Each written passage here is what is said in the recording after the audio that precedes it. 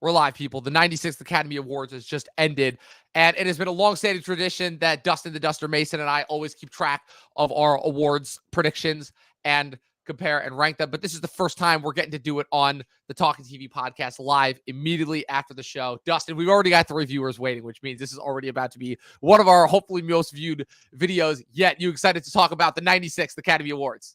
Yeah, boy. Tonight's episode of the Talkin TV podcast. Not at all sponsored. Reference, yeah. By Not the Academy sponsored Awards. not sponsored by Flavor of Love. Right. Yeah.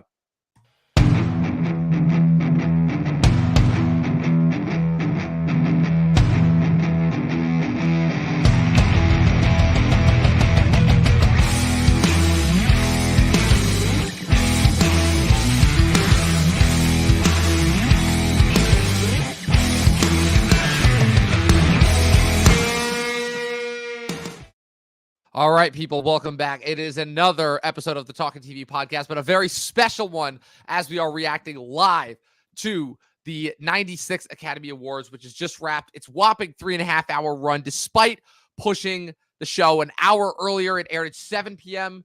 Eastern Standard Time rather than the usual 8 p.m. Wasn't that good? I like that. I like that. It was change, honestly, it was a much needed change. I felt like I had more energy going into the show. I feel like I was able to tolerate what I thought were going to be a lot of the show's usual antics. And I have to say that outside of just like the blatant political messaging, which was just like there because it's like, okay, this is what it's for. I have to say they almost like remembered how to produce an entertaining show. So I just wanted to say that off the bat.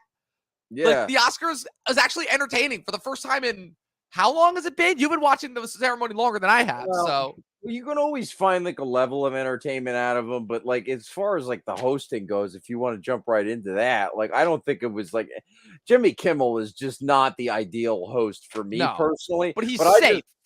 He's safe, but he's like a safe choice. That's why they keep going back to him. But it's also brings up the point where it's like, is he really safe? Because he's also someone who's done blackface in the past, and like he somehow hasn't had to apologize for it, but Jimmy Fallon had to, even though he's a great impressionist, and he got in trouble for doing a Chris Rock impression. But Jimmy Kimmel could host the Oscars 3 times, and he does a shitty fucking Karl Malone impression and doesn't get any shit for it and doesn't need to apologize for it. It just seems hypocritical. But what I was thinking about the Oscars before we even get into the show was like, who does the pre-show, Dominic? My number one, Vanessa Hudgens. That's right. And disheartening news, but she is preggers by an MLB player. And that was definitely a bit of a jaw-dropping moment for me, to say the least. I didn't even see it because I never watched the Oscars pre-shows, but it was certainly a shock to the system, to say the least. Yeah, that's disheartening just to see off the top of the bat. Like, oh no, Vanessa Hudgens is gonna be a mother now. That's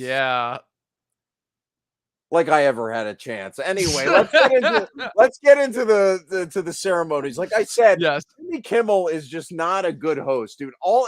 When he's relying on like wordplay jokes and like puns, like I know that shit made you laugh at the lunch table in like 7th grade, but like, come on. I feel like you've outgrown that kind of humor, especially like a guy who's supposed to be telling like good shit joke. Like Joe Coy at the Golden Globes did a way better job than Jimmy Kimmel at the Oscars.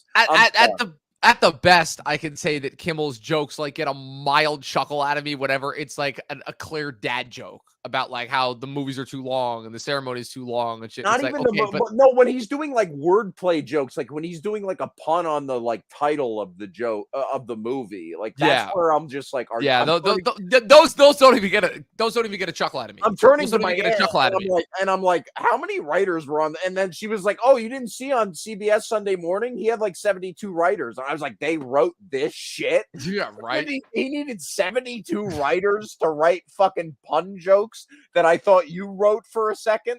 Honestly, it's like insane. You thought I wrote them? Honestly, the level of quality in terms of like the pun and like I would hope that I could. I was like, what did they consult Dominic Rizzi for these? I would hope that I'm funnier than those types of jokes. That I'm funnier than those types of Off puns. the cuff, maybe, but like Jimmy Kimmel is just not that. I'm sorry to throw you out of the bus. I that wasn't intentional. Jimmy Kimmel just sucks. Okay, and I wish like it's just crazy to me that he hosted 3 times and Jimmy Fallon hasn't hosted at least once. Someone who actually loves movies and appreciates movies. Not that Jimmy Kimmel doesn't, but Jimmy Fallon can bring more to the table and like do impressions and like do more creative things like Billy Crystal used to do. Like I don't know. Jimmy Kimmel's just fucking boring now. Like when you say safe, I hear boring. Well, I mean, that's what it means typically in the I, entertainment field. it's Safe sure, is sure. boring. I know, Yeah. but like I just tell it how it is. I'm the So dumpster.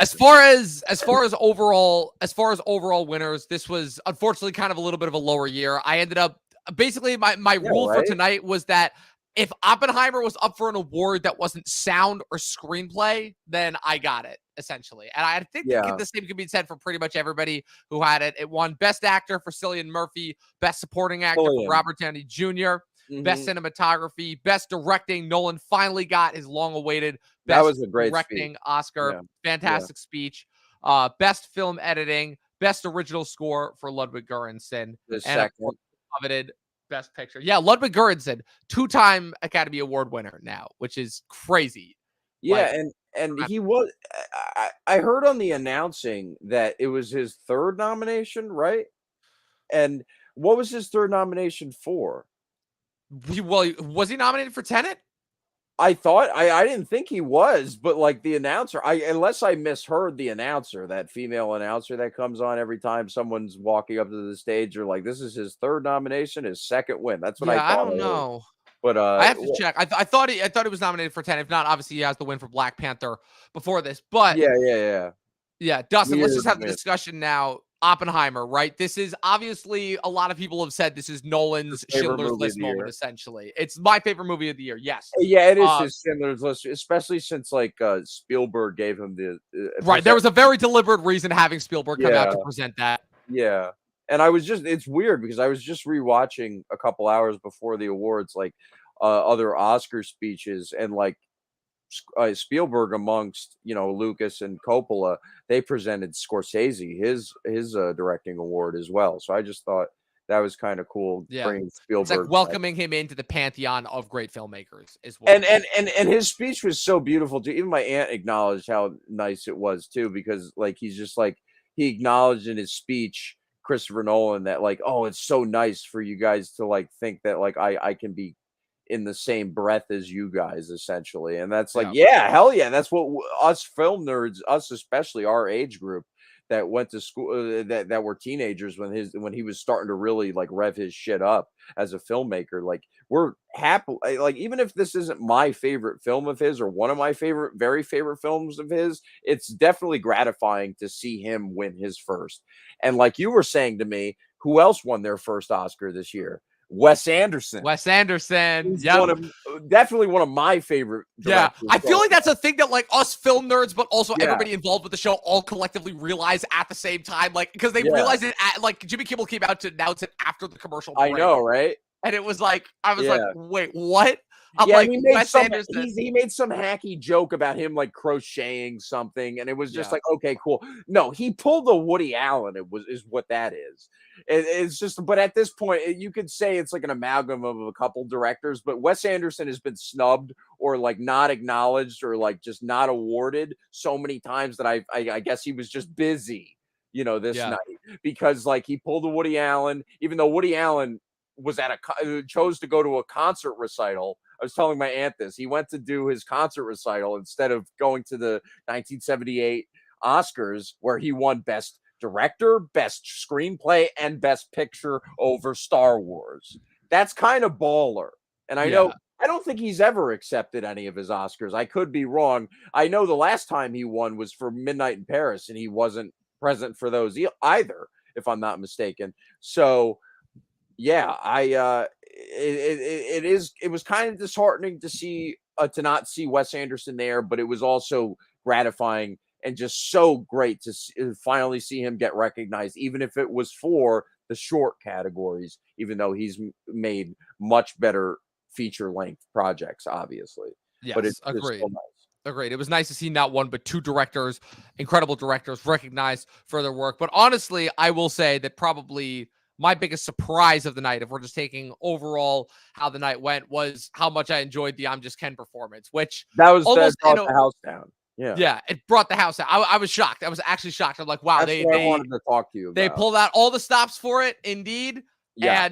And it was truly one of the greatest things. And the surprise reveal of Slash, who Yeah, saw that right? coming, was Yeah, because I saw him on the red carpet and I was like, "Why the fuck is Slash here?" And, like, I guess it was for that. So that was a great little surprise there, and I'll tell you this, Dominic, that's who I had for best song before the show started. I thought they were gonna finally be like, I thought that was gonna be one of the surprises tonight, was "I'm Just Ken" winning best song, and especially when they saved him for the last song, and like when he really brought the house down and genuinely delivered like a great musical performance live, I was like, dude, that I would not be surprised if he wins. And they gave it to Billie Eilish yeah, again. And yeah, it's like, really?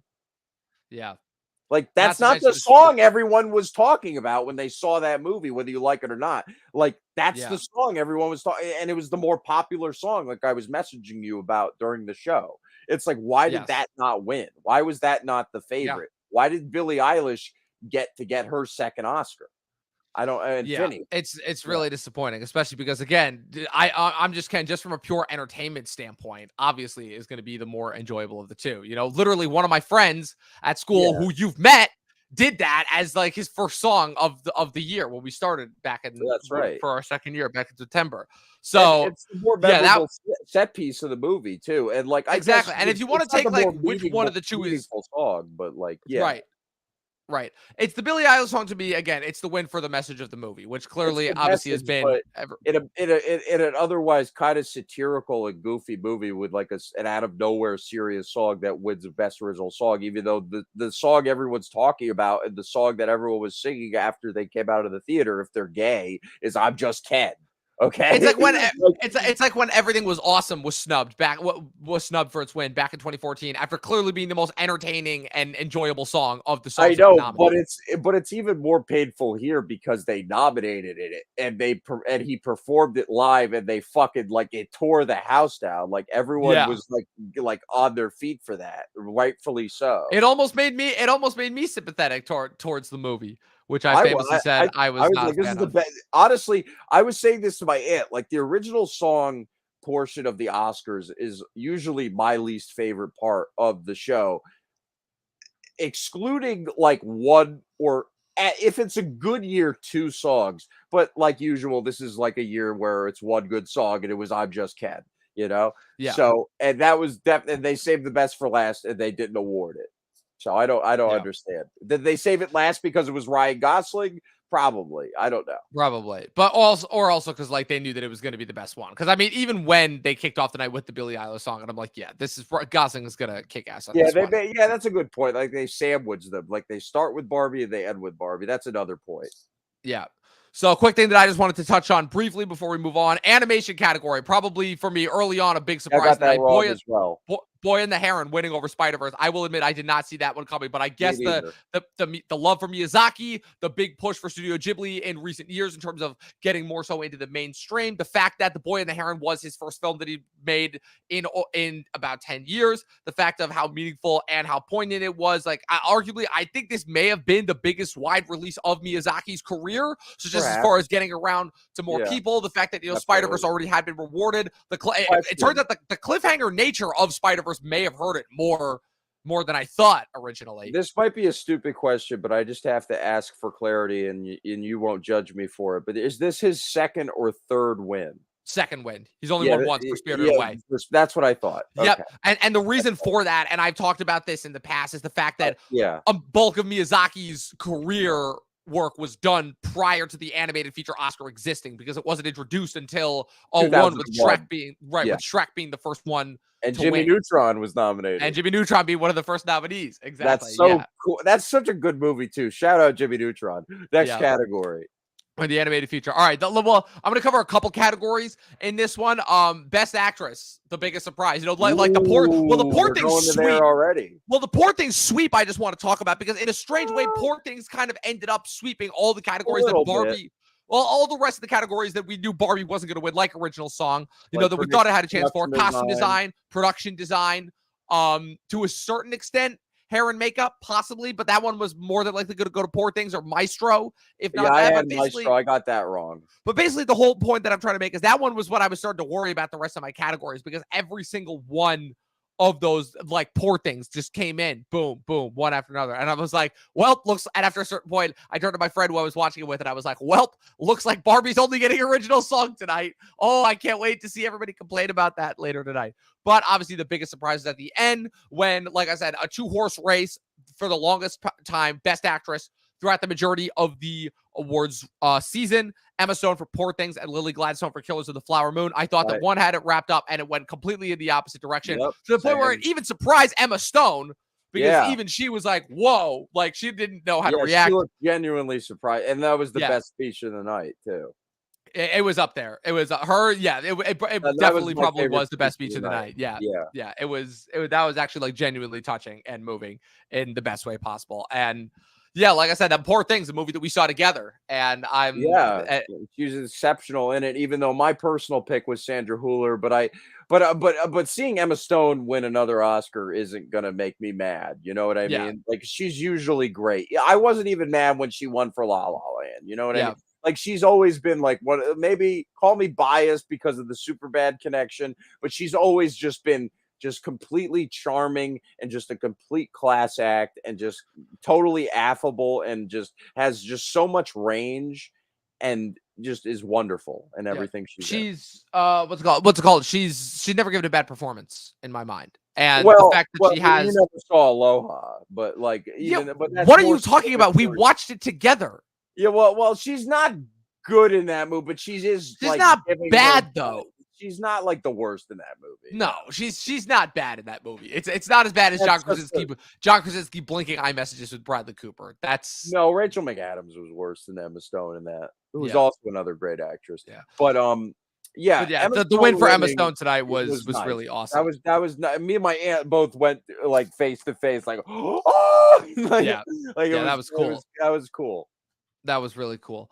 All right, so going on to the next one, Divine Joy Randolph winning Best Supporting Actress. That was pretty. That was the first one that was like, okay, this is. Yeah, they got that over with quick. Yeah, that one was pretty not surprising there. The big one that I want to talk about, man. This was my award of the night. I was so fucking stoked for it. Visual effects, man. Godzilla -1 winning Best Visuals. It may not have been the most deserving. Guardians 3 and the Creator, like, the visuals were probably a little bit cleaner in that movie, but just for the impact. To see the Creator. It's solid. It is solid. I would like that. I think you would like it. I don't think you would love it, but I think you would like it. Okay. It's a fun, solid enough action movie, you know? That's fine. I don't know why I didn't pull the trigger and watch that movie, but I just didn't yet. But I will. I'll get around to it before the decade ends. Yeah, but Godzilla -1, man, the little movie that could. You could tell the director and the entire team were just, like, so happy to be there when they got up there. I was super little fucking movie stoked. That could. We nominated it this year for Best Picture for our awards that we do. Yes, you did. So, and like, it made my top 10 of the year. So I was really, that's you're one of the reasons it got nominated. That's I wasn't. I figured that. But no, I'm not saying that backhandedly. I think that's kind of cool that movie came out of nowhere and surprised and genuinely enthralled everybody that saw it. So I'm happy that happened, and I'm glad that it won the Oscar. Yes. What's your other one? What's the next one you want to talk about, Dom? Oh, what about sound? Did you see sound? Okay. I'm glad. Because that's what I was going to talk about next. Not just sound, but zone of interest. So I think it was pretty safe to say zone of interest I had for international feature for a while now. Once I saw that it was eligible, I'm like, none of the other ones really kind of had the impact that it did. But I will say the win for best sound, again, the only Oppenheimer category that I had it winning in, that it did not end up winning in. I will say, though, I'm kind of happy because the sound design in the movie was impeccable. Like, the way that I almost can't describe it, but like the way that sound plays such an important part in the movie without dialogue in a way that is just totally viscerally and capturing. It's almost like he's created like a plexiglass experiment of a movie. And like, I think it deserved it. I do think it deserved it. Yes, I really do. As Okay. opposed, because as good as the sound in Oppenheimer was, most of it mostly is just the sound design of how the score is layered in. But in terms of Okay. how the sound is actually utilized within the film, I have to say I really enjoyed that win. I really, really did. All right. Uh, Editing, Oppenheimer won again. Yeah. Jennifer Lame. Yeah, that was kind of expected.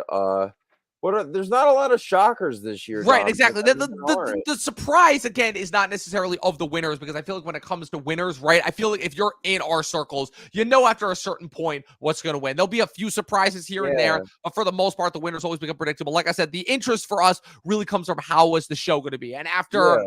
again, a couple of years of disappointing Oscars, to say the least, what I will say is that this year definitely pulled out the stops in terms of the showmanship. I thought, the presenters, the length of it, it didn't feel as long this year. There weren't any like crazy shocking controversies, but there didn't need to be. I don't know. I just felt like I had a good time watching it. I Yeah. genuinely enjoyed my time watching it. As far as I mean, it records, was fine, but like, I don't think Jimmy Kimmel added to it or anything. You know what I mean? Like, well, it not didn't. necessarily Jimmy Kimmel, just the fact that It it's was like like, it felt nice that, like, okay, finally we're getting back to like some sense of what the Oscars were, and while people will actually like want to watch it, and it's the basically what the charm of the presenters and the charm of the people and of the speeches usually. Like, and the flow of the show was pretty good. Like, it was better than the last couple of years. I'll give it yes. that, but I won't give Jimmy Kimmel any credit. Well, I'm not trying to give Jimmy Kimmel too much credit, but I guess No. essentially what if I had to say what the overall summation piece of this year's Oscars was, it would Yeah. be that Eric with the hyperboles. I love you. What I will say is that it proves that when you nominate movies that people actually watch and talk about, Hmm. it matters. And I will say that for better or for worse, all 10 of the movies that were nominated for Best Picture were all movies that were watched, were all movies that were talked about, and all movies that I think managed to stick in the culture in some way, which at the end of the day is really what we're looking for. And really, if I'm being honest, what's been missing from the movies that have been nominated over the last couple of years. Now, part of that is from COVID, but like, seriously, the fact that movies like in a strange way, like, how is the Batman not nominated for Best Picture, even from a technical standpoint, And the fact that Yeah, right. Avatar: The Way of Water, and like And a among many, box many, office standpoint. Well, right, there you go, because Avatar was probably check the box, so that got the Best Picture nom instead of the right. Batman. But like, yeah, I get your point and your sentiment on that one. But like, uh, I'm looking right now at the documentary feature, which I got right. But like, I got that one wrong. I guess because I hadn't watched any of the but any of the like, ones. So I didn't watch any of them either. It was kind of a guess, but like, or like, just like going off of like, awards sites or prognosticators or what have you. But like, this is such an uninteresting and just boring year for documentaries. I yeah, would say, like, just it's not that. I mean, it's not like they ever really nominate the best ones anyway. I mean, like the last great winner was probably the OJ movie winner, which was surprising in and of itself because it's like 9 hours. But like, moving on to like adapted screenplay, yeah, the obviously. screenplays. Yeah, I know you want to talk about that. Yeah, let's talk about those. So, in a weird way, kind of both last minute shifts. I had Oppenheimer and Holdovers winning these two categories for the longest time, and then at Mhm. the last minute, they decided to do what they've been doing for the last couple of years with one of these. Usually, not usually with both in the same year, which is kind of whatever the first time kind of breakout film is.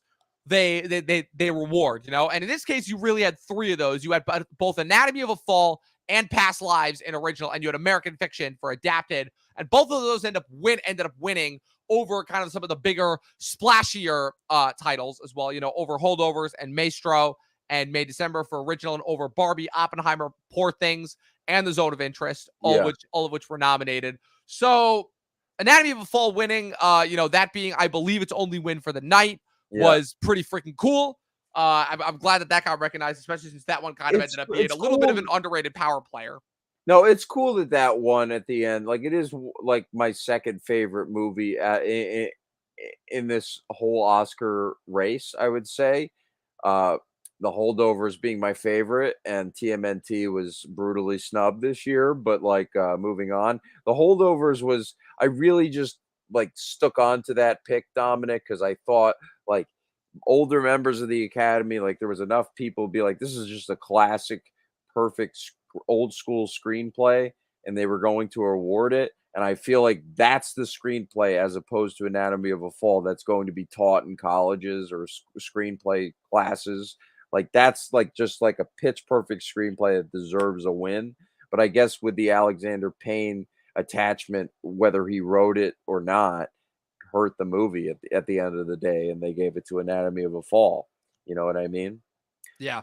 Yeah, I And couldn't agree more. and that's like kind of sad. But when it goes to adapted screenplay, your boy American Fiction, Core Yeah, Jefferson ends Core up Jefferson, getting or should I say your boy, really? yikes. Like everybody look up his pitch for Entourage, and it's like the most like Tim Heideckerian, like bullshit irony, like forward pitch I've ever heard. It's like the antithesis of a Max Landis pitch when people thought Max Landis's pitches were kind of awesome when they were. Uh American Fiction is a very good movie and it is a cool win and his speech was kind of nice, but yeah, I don't know if Cord Jefferson's a guy that I'm going to be 100% supportive of just because of his like attitude, but like I don't know, his attitude in his Oscar speech and as opposed to the attitude he displayed in that Entourage pitch video for The Ringer is kind of very separate in my opinion. And it's just like who is this guy really? Is he a phony or is he kind of a dick? Like Yeah, I don't only time will tell. yeah, exactly. But like, yeah, it's a great script. It probably deserved it the most out of all these. So I'm happy about that aspect. But I'm kind of surprised Poor Things didn't win in retrospect after the show, even though I predicted American Fiction. Yeah. Uh, but Poor Things not winning, especially with all the love that it received later in the show, was kind of puzzling. Yeah. Yeah, indeed. I'm looking up some stats now. Yeah, like, And let me just ask you one more thing. Like, do you think yes. Oppenheimer or Barbie or even Poor Things for that matter had like a solid chance at winning for that category? And like, why was Zone of Interest even fucking nominated? Because like, what was like? I get it. Like, you could be a good movie and not Are be you like talking for which category? For adapted screenplay? yeah for adapted screen. This is like, why was Zone of Interest really even nominated for? Like, Zone of Interest, I you could will be a admit, is a great little bit confusing from you could a be a screenplay great nomination.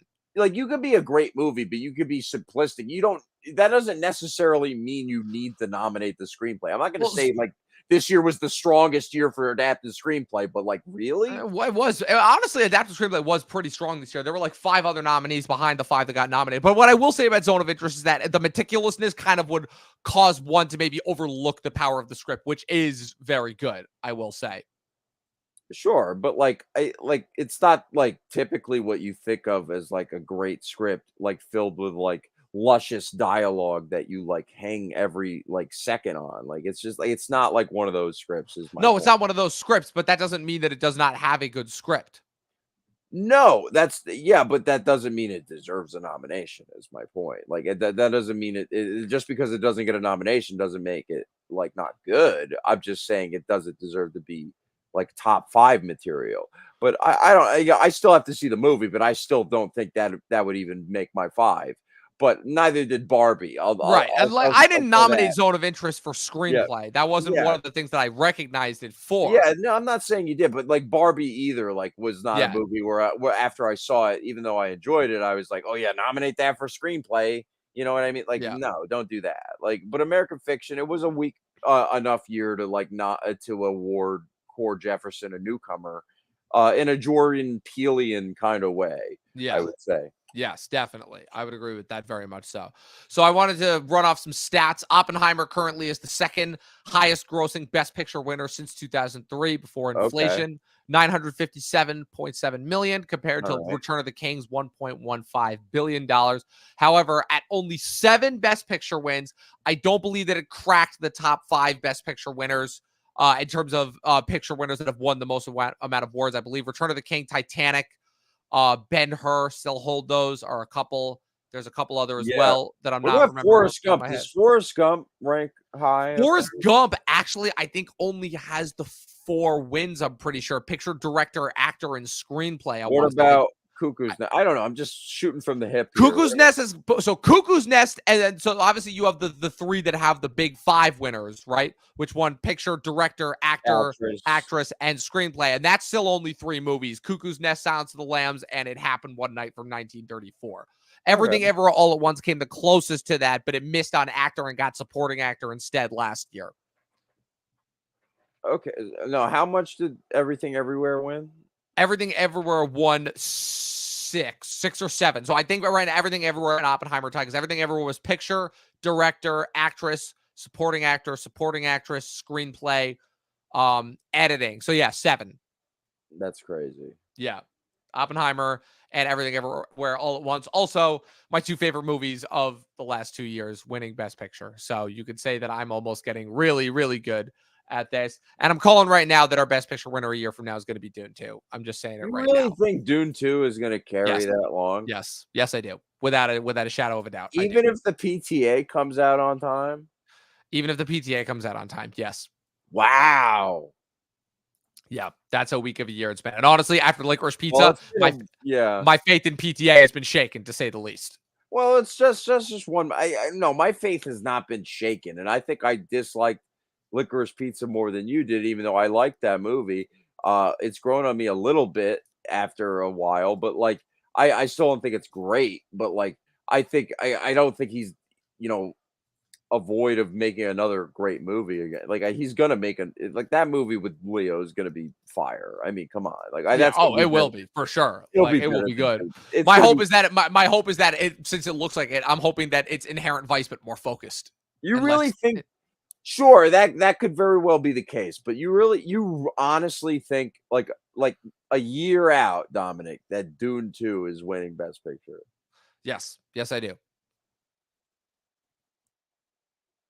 All right, people, you heard it. No, I'm standing by it. I'm standing by it. I've been saying this to everybody. Well, I'm just thinking, like, look at its competition. Nosferatu, Kinds of Kindness, Civil War. Like, those are the movies that are going to stand a chance against it. Why the fuck are you saying Civil War is going to be a Best Picture contender? That's hilarious. You don't? Civil War? Are you fucking kidding me? If it gets like a 90% or above on Rotten Tomatoes, I might consider it. But are you just going by those trailers? Are you kidding me right now? I'm not trolling. Are you kidding? Nope. Not one bit. People. Okay. What about? There's so many other ones I could just shoot from the hip here, but like I'm not gonna try to. What about like you're gonna say Civil War over Joker? You know what I mean? Like over Joker 2. Like Joker 2 could be nominated. Be in the race. Like Joker 2 is definitely going to be in the race. Alto Knights, the Barry Levinson, Robert De Niro that'll be in the race for sure. Gladiator 2, Nosferatu. You think that's actually? It's literally going to be all Invasion of the sequels next year for Best Picture. Sure, but like, and yeah, dude, and if that's its competition, I'm sorry, Dune 2 is winning that in a landslide. And Dominic, there's still more movies that need to be dated. Oh, I know. And I'm waiting for them. I'm waiting for them to be announced because I'm telling you right now, Dune 2 is going to beat them all. You heard him here first. I don't care what they are. They're not going to stand a chance. All right, Dom. Just saying. I'm just sad that Oppenheimer. I'm happy that like Christopher Nolan finally got his flowers for yet again, Dominic. What do I always say? They always acknowledge the Academy always acknowledges great artists for like their 4th or 5th best thing. Yep. You know what I mean? Yep. Because it would have been so much cooler if you'd gotten it for Dark Knight, Inception, or Interstellar. You said it. During his prime. I agree. You said it. I agree, but they did the same thing to Spielberg. I mean, as amazing as Schindler's List is, and I love Schindler's List. A lot of people say that really is his best movie. Schindler's List is the masterpiece for sure. That is the one I need to watch still. For sure, yes. I know that's embarrassing to admit, but I'm not a liar, and I will admit I still need to watch Schindler's List, people, but I am aware of the movie, and I will watch it this year, I swear. Yeah. Well, he'll get to... I didn't say that. I wasn't implying anything. Honestly, it took me a while to watch it. I didn't watch Schindler's List until 2020. That was the first time I watched that. Depressing, but every time I see a clip of Ray Fiennes in that, I'm like, how have I not seen this movie? I was like, this looks way cooler than I thought it was. Yeah. Goodbye, Jews. Yeah. So, like I said, movies that everybody was excited. Let's talk about the one snub, Past Lives, which everyone was hoping would get nominated, and it got absolutely zilch zero squat. Past Lives, a movie that I thought was very good. I enjoyed it. I enjoyed it a lot. I didn't hate it. I didn't hate it either, but it was overrated. I definitely think it got a little overhyped, and I was like, okay, like let's see what Celine Song's next movie is. At this point, I already have a bad feeling she's going to go the way of Emerald Fennell, and Promising Young Woman was a much better Well, film she than didn't Past win Lives, I thought. screenplay at the end of the day, so she's not Emerald Fennell. Exactly. And Anatomy of a Fall, I was so happy Anatomy of a Fall won it at the very least, just because Past Lives didn't.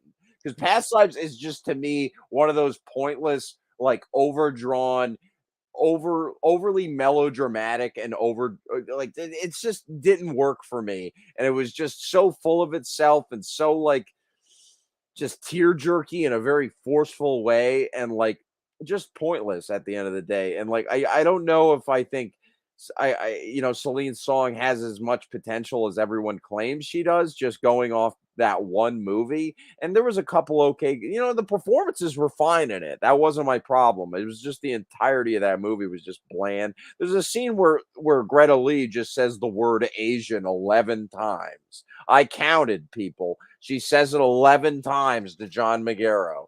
I was, as soon as I saw that scene, didn't I message you? I messaged a couple people. I was like, she says it 11 times in the scene.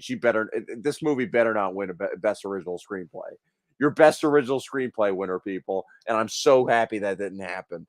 Fuck you, Past Lives.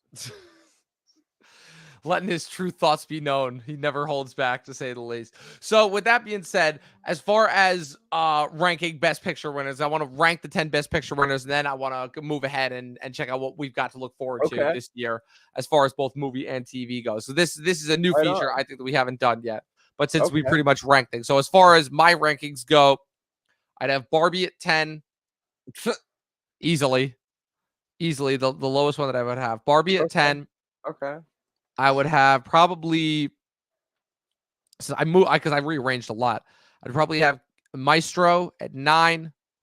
I would have, damn, this is really tough. I would have Killers of the Flower Moon at 8. I've had Anatomy of a Fall at 7. I would have American Fiction at 6. I would have Zone of Interest at 5. I would have, where did I put Past Lives? I screwed up. Put Past Lives at 8. Kills of the Flower Moon 7. Whatever else I had above that at 6. I'm doing a really bad job here, but screw it. We're doing it live. The point is that Poor Things would be 2 and Oppenheimer would be 1. I'm just glad you went first. Okay. The only one I have not seen, Dominic, is, as you probably know, is the Zone of Interest. So going from 9 to 1, 9, Past Lives. Fuck you. 8, Maestro. 7, Barbie. 6, Killers of the Flower Moon. 5, Poor Things. 4, Oppenheimer. 3, American Fiction. 2, Anatomy of a Fall. 1, The Holdovers. Yes. Perfect, if I do say so myself. Now, with these last couple minutes, Dustin, let's do some looking ahead to some movies that we have coming out later this year. With Dune 2 out of the way, I think I'd say that March is not exactly looking like the best of months, considering the fact that we have so much to look forward to. We have Immaculate starring Sydney Sweeney. We have Godzilla and Kong, The New Empire. We have the Roadhouse remake with Jake Gyllenhaal and Conor McGregor. We have Love Lies Bleeding with Kristen Stewart and Katie M. O'Brien. Yep. I'm very excited to watch that movie. I'm very excited to watch that movie. I cannot wait. I'm hoping so. It better fucking be. It better fucking be, because it has been so disappointing this year.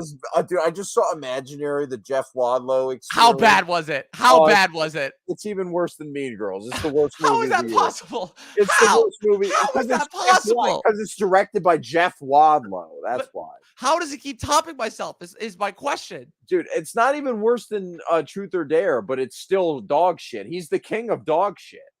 Jeff Wadlow. Do I need to watch that and Madam Web just so I can have a top 10 worst of this year?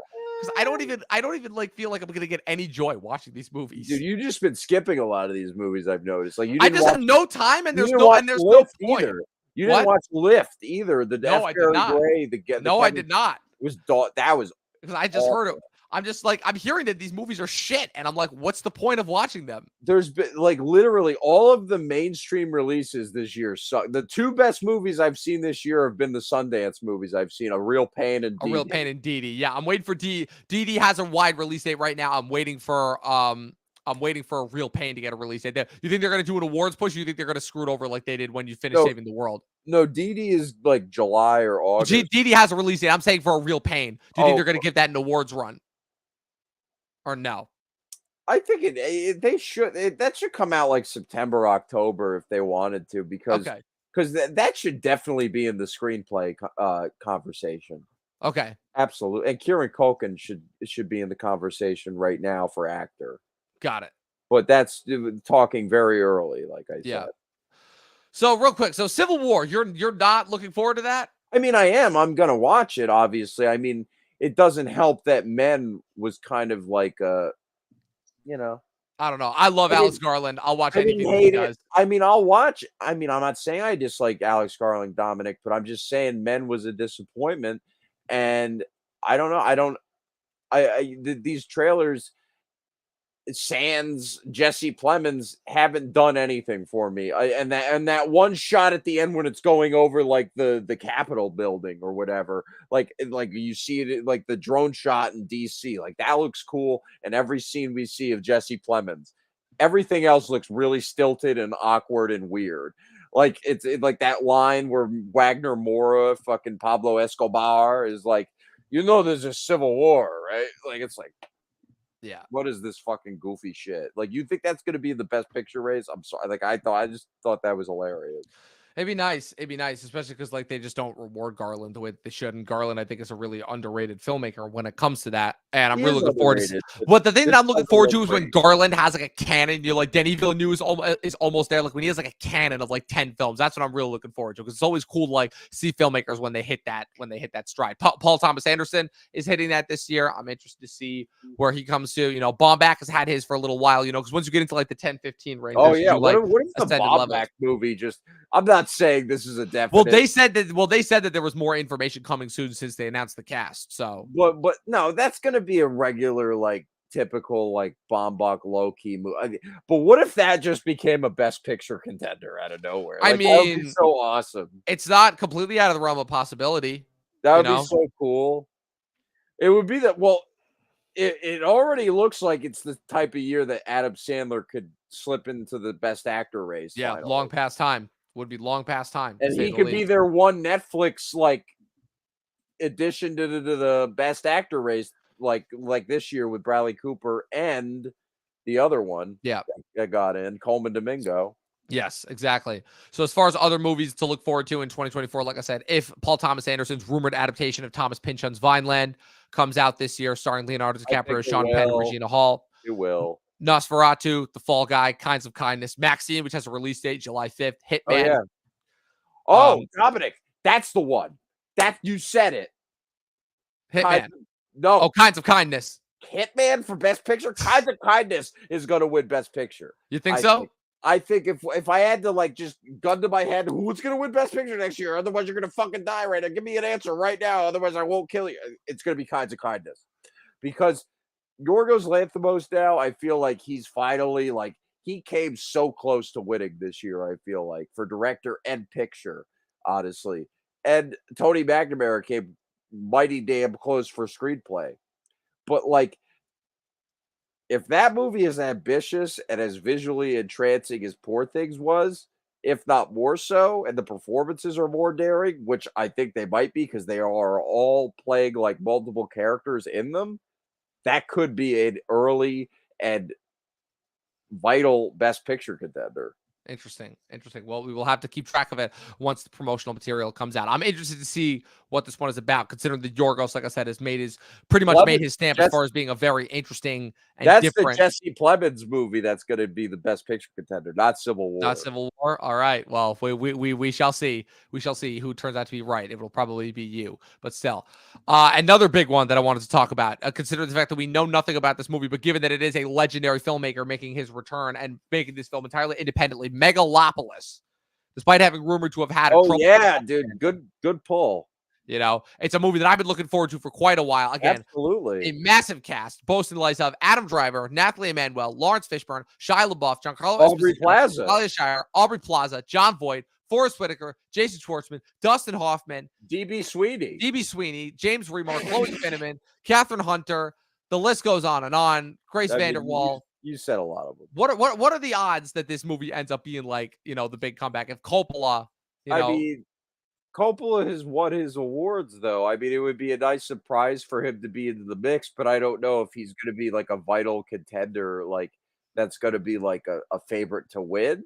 Maybe it's gonna be like a nice welcome back to like the awards race, but like I don't know. Like he's already made his mark on the Oscars, and we all know that the Oscars are picky about giving multiple awards to certain people, unless they're Emma Stone or Anthony Hopkins.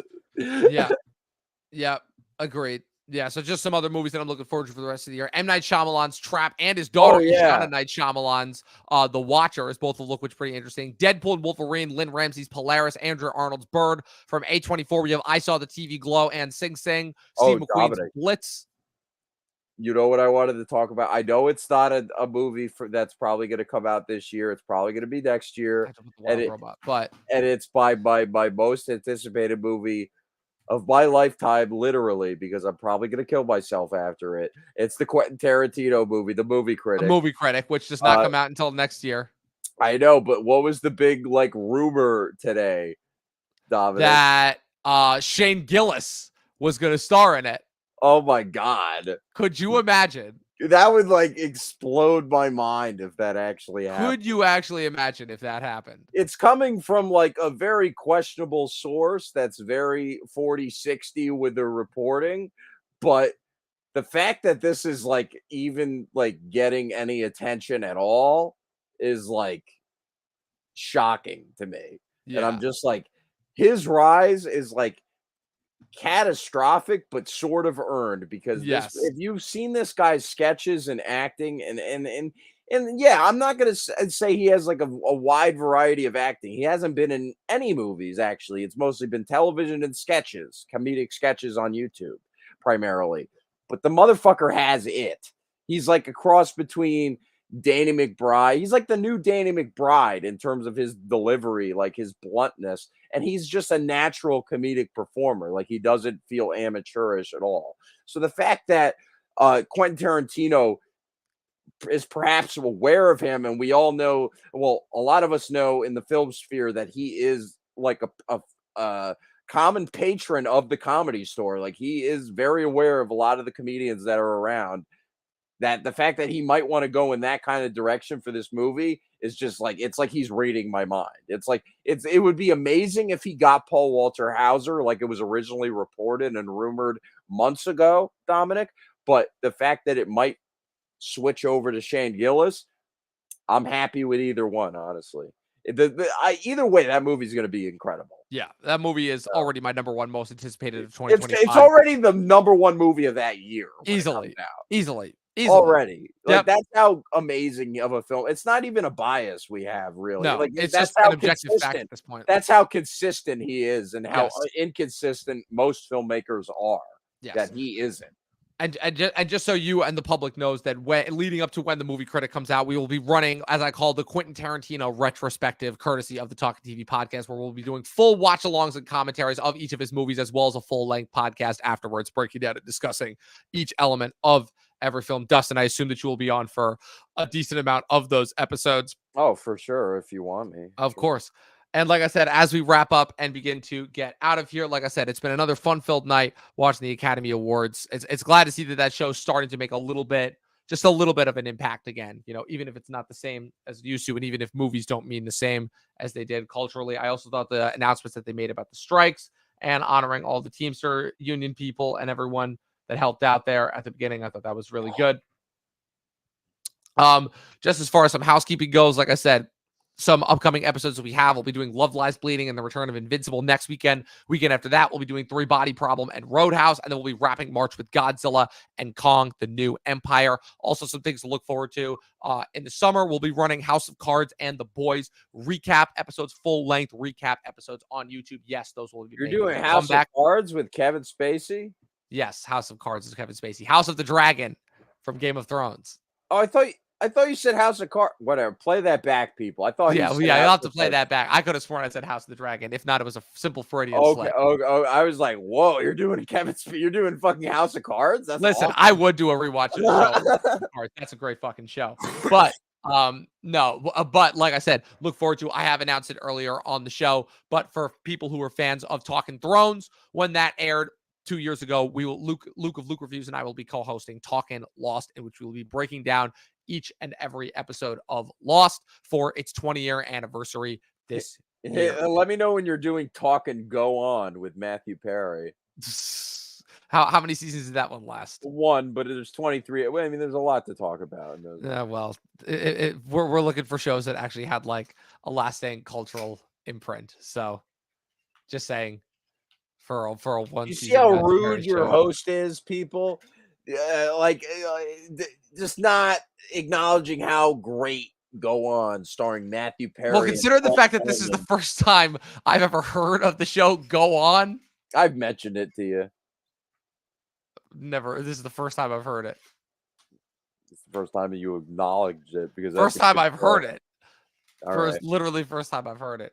So you never knew it existed? Nope, never knew it existed. All right, look it up. It's good. All right, I believe you. I believe you that it existed. Tyler James Williams was on it. Julie, the mom from Transformers, is in it as a lesbian. Julie White. What? You knew it. You knew exactly her name too. Of course, I knew it. Well, she's also in 6 Feet Under, and she's been in a couple things. Yeah, but she's great on that too. All right, good so show. Like I said, Matthew Perry also unfortunately among the in memoriam tonight. Yeah, right. Yeah. Indeed. So that being said, Dustin, you'll be on for many more episodes as well for this month's Actors Hall of Fame. If I'll have you. Yeah, please. Like you're not already a part of the network. Dustin, where can the good people follow you on the interwebs? They could follow me on youtube.com /Mr. G Movie Reviews. I've been itching to like do like a recap of like just like me just talking, maybe not editing like a whole video, but just me just talking. Like, maybe I'll do that. Are you interested in that, Dominic? Maybe I would be interested in that. Okay, cool. Thanks for the enthusiasm. Letterboxd.com, Dustin Mason, and then Twitter, Duster. Dustin Mason. And of course, you can follow me with everything going on at Movie Nerd Reviews across all platforms, at Official Talkin' TV Podcast across all platforms. Subscribe to us if you're watching us on YouTube, on Twitch. This episode will be available on Spotify and Apple Podcasts tomorrow. And as always, people, 12 seasons in a short film and watch more fucking movies. We'll see you guys next week. Crazy new TV Podcast. Yep.